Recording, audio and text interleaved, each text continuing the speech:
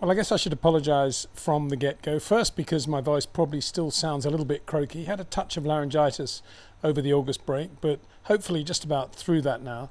And the other point is that I don't actually have very much to say after this first Friday at Zandvoort. Kind of as expected, I have to say, in sort of capital letters, on a pretty banal circuit, 70-second lap, not many demanding decisive corners, and very little about which to become inspired going into the weekend.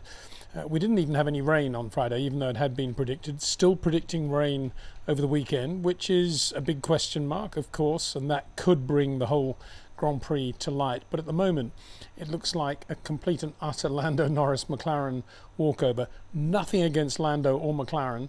They've done the job that many of the teams should be doing, and Lando doing the job to an incredibly high level, quicker than his teammate Oscar Piastri in both the morning and afternoon sessions at Zandvoort.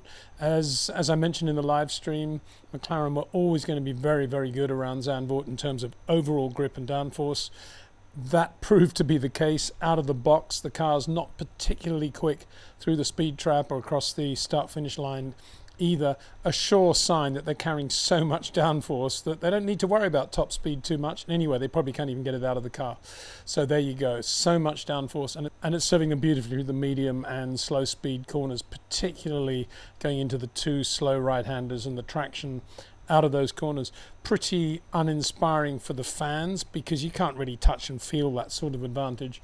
And of course, many of the fans there to support Max Verstappen, who appears to be in a similar 2025 spec Grand Prix car, and yet he's half a second slower than Lando Norris on soft tyres at the moment, and that is a massive amount of time over, as I say, a 70-second lap. And I suppose that just says everything about modern Formula One. It is all about tiny details of aerodynamics and the overall aerodynamic package. McLaren have got it right, and nobody else has. The most dramatic moment of the day was when Lance Stroll crashed into the barriers behind the pits going through the Hunzerug, now a much more banked corner than it used to be. Bear in mind the Aston Martin looking very good around Zandvoort. Bit of an irony there. Red Bull now without Adrian Newey, and Aston Martin with Adrian Newey looking to have the better car certainly in this Dutch race in front of the Verstappen fans. But anyway, looking pretty quick in the first session. Lance Stroll lost it under braking, locked up, went to the outside, crashed heavily into the barrier. No excuse really in a car that good, and even failed to take his hands off the steering wheel as he hit the barrier, as if Daniel Ricciardo hadn't even had that shunt a couple of years ago. So not an impressive piece of driving by Stroll at all. Fernando Alonso, meanwhile, in the other car, quick in both sessions and looking to be right up there in terms of Mercedes, Red Bull, and potentially any other teams that will be fighting for third place on Sunday. So Fernando looking good. And the only other real point of interest, again, nothing to do with the performance of the cars, was in the pit lane when Oscar Piastri came into what appeared to be the wrong McLaren garage and then zipped to the left just to go into his, and as he did so came out right in front of George Russell. Bearing in mind the speed limit's been increased from 60 to 80 kilometers an hour for this race to try and encourage a few more pit stops, and George really had to pull on the anchors there. Lots of replays of that, lots of talk about that, because there wasn't much going on the track at the time, and as I say, that became one of the highlights of the day. So if I sound a bit dismissive and cynical, it's because this first day at Zandvoort was not particularly inspiring on a circuit which has lost much of its character over the years with the revisions that have taken place. And to that end, I think it's worth quoting John Hugenholtz, the original designer of Zandvoort, back in 1947. He went on to design also Suzuka and Harama, both very good Grand Prix circuits. When talking about the perfect Grand Prix circuit from his perspective, Hugenholtz replied, "An ideal circuit would be a circuit of about 3.5 to 4 miles in length." Well, certainly the current Zandvoort doesn't tick that box.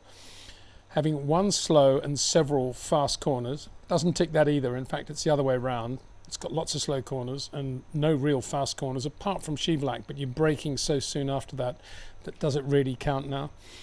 Which show up real talent better than slow ones, as well as a straight of at least 1 1/4 miles in length. Well, doesn't tick that box either, does it? On which the start and finish line is situated. Yes, we have that. That's good. Hugenholtz finishes as if looking into the future, and the circuit should have a few moderate inclines, but no banking other than that which can be found on a normal road. So you can see how far Zandvoort has come away from its original conception. And I think that's one of the reasons it is such a bland circuit. They've just sort of put band-aids everywhere to make sure that it meets all the current 2025 Formula One specs in terms of safety, runoff area, pit area, paddock area, all the rest of it. And we've been left with a circuit which actually, as I say, is not discerning in any way. And when you have guys like Lewis Hamilton, Charles Leclerc, Max Verstappen, and even George Russell, who's only 0.3 off the pace, the Mercedes is a better car than the Ferrari or the Red Bull.